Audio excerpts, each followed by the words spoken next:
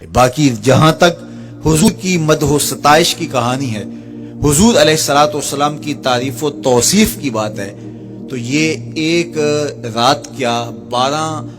حلقات نور کیا ساری زندگی بھی گزار دیں حق کے شکر پھر بھی عطا نہ۔ لوگ بیٹھے ہوئے تھے، مجلس سجی ہوئی تھی، ہجوم عاشقاں تھا، کیف و سرور کی چھم چھم برکھا برس رہی تھی،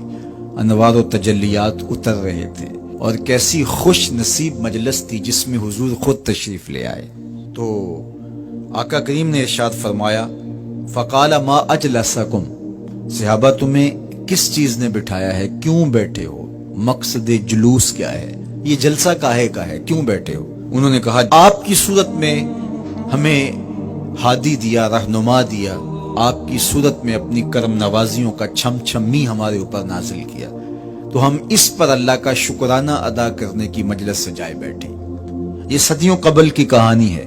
یہ مسجد نبوی کا صحن ہے، یہ شہر مدینہ ہے، یہ دور رسالت مآب صلی اللہ علیہ وآلہ وسلم ہے۔ یہ 14 صدیاں گزرنے کے بعد کوئی گھڑی ہوئی اور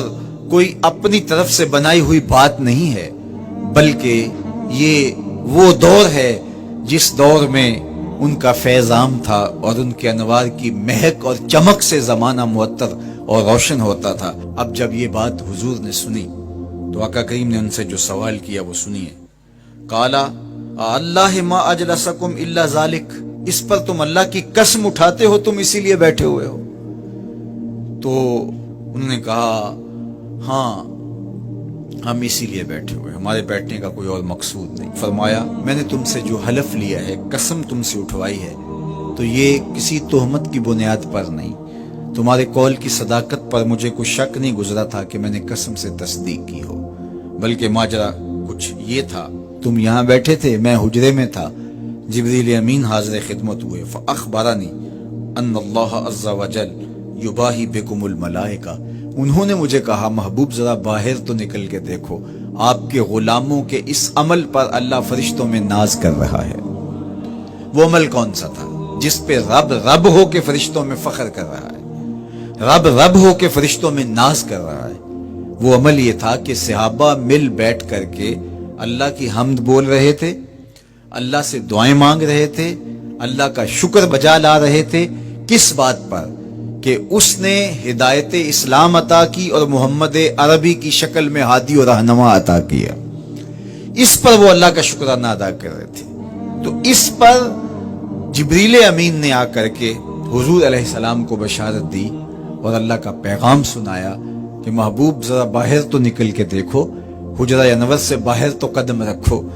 آپ کے صحابہ مسجد کے صحن میں بیٹھ کر کے اللہ کی اس نعمت کا جو آپ کی شکل میں انہیں عطا کی گئی شکرانہ ادا کر رہے ہیں۔ اللہ اکبر، اللہ کی رحمتوں سے کوئی بعید نہیں کہ آج کی مجلس قبول کر لی جائے اور اللہ فرشتوں سے کہے دیکھو صدیاں بیت گئی، یہ آج بھی بیٹھ کے اس نعمت کا شکرانہ ادا کر رہے، تم گواہ ہو جاؤ میں نے اپنے بندوں کی مغفرت فرما دی،